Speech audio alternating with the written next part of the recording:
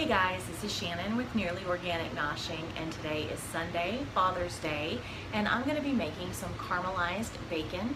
Super simple to do, basic ingredients that most everyone has in their home.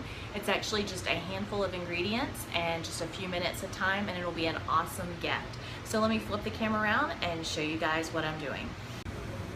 Okay, so there are tons of recipes out there on Pinterest, but this one has just a handful of ingredients, just a few simple ingredients that we're going to be using today. So first off, I have brown sugar here, and you can use light or dark, whichever you prefer. It doesn't matter. Actually, I think I have a mixture in here of light and dark. So I have brown sugar, and then I have pecans here, and these, it doesn't matter if they're whole or chunk because you're going to be grinding them up. And then this is thick cut bacon. That's one thing you do need, is a thicker cut bacon. If it is super thin, it's not gonna work because you need to bake it for a little while to be able to caramelize it. So you're gonna need a thicker cut bacon. And this is Zacon bacon, and this bacon is phenomenal. It's been perfect, every single package of it that we've opened.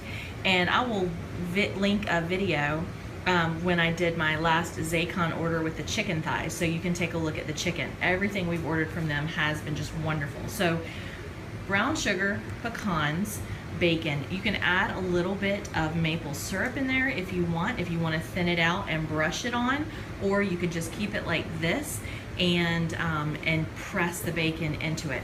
And the last thing you need is some way to blend it up. I'm using my NutriBullet, and because I'm doing nuts, I have one of these that I keep separate that's all kind of scraped up inside with rough stuff. So that's why this one's all cloudy. This is the one that I do nuts and rough things in because it's already kind of all cloudy. So that's all you need right here. Let me go ahead and measure it out. And it's not exact measurements. When I say measure it out, I mean put it in here. So I'm probably gonna put 2 cups of brown sugar to 1 cup of pecans and put it in here and blend it up. Okay guys, as you can see, I have ground up my brown sugar and pecan pieces. You do not want to over grind up your pecans. If you grind them up too much, they'll turn into a paste and they'll get mushy, and you don't want that. So you want to still be able to see little pieces of pecan, small. And if you want to add to this, at this point you can. You could add some rub, like some seasoning rub. You could add some cayenne pepper if you wanted to add a little bit of spice to it. You can add some coarse black pepper. You can add salt. Whatever you want to add that you think you might like into the mix, you can add to it. I'm gonna leave this batch plain because I'm making it as a gift, and I don't wanna make it too spicy or too much variety. So when it comes out, I will be adding some coarse smoked salt and some black pepper when it comes out of the oven. But for now, all I have in here is just the brown sugar and the pecans. Let's see if I can do this one-handed. I already have one right here. Oh, and you want to use a pan. I like lining them with aluminum foil. It just helps with the cleanup.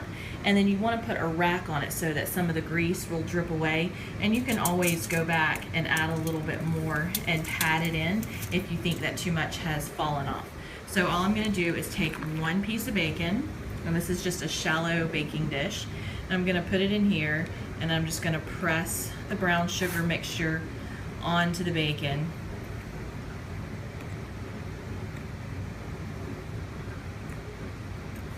Okay, and then pick it up, let it drip off, and then just stretch it out on your rack. And you can put them pretty close together because you know that the bacon is going to shrink.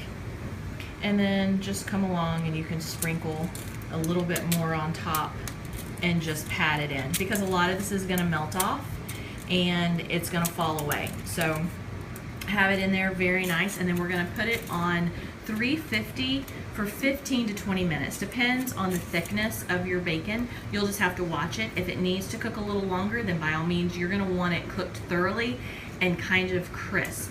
You don't want it to be the slightest bit, bendy. You don't want bendy bacon because you want this to firm up and be nice and crisp and keep it shaped when it comes out of the oven.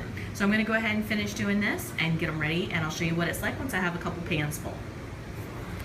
Okay guys, this is what it looks like once it's all on the pan. I have the oven preheated to 350 and I'm gonna set my timer for 20 minutes, check it in 20 minutes and see if it's gonna need additional cooking. Okay guys, this is what it looks like coming out of the oven. It is very crispy and thickly coated. You can see that. It still holds its shape. It's not super bendy. You wanna cook it all the way through. And then you can even cut them in half if you want to do more.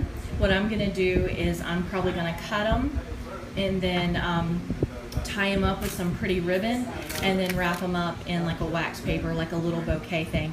And if I have time, we already have a house full of company right now, so if I have time, I will make one up and show it to you. But you can do this, there's so many variations you can do to this, and it is absolutely delicious. Okay guys, this is the finished product.